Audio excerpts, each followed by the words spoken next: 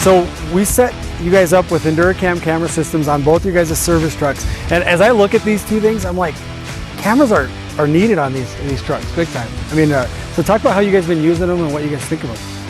So we work around a lot of camera folks, and they've never been around big equipment, and they get used to a backup horn. They don't even hear them anymore. They're busy doing their stuff.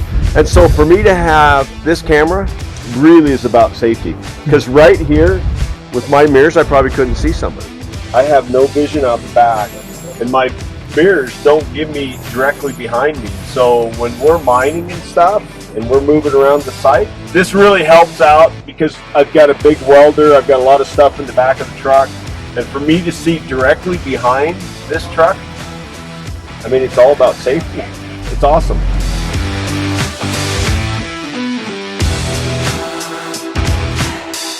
This is Jason from Dakota Micro, telling you to go out to Dakota Micro dealer today, get one of our cameras, and see what you've been missing.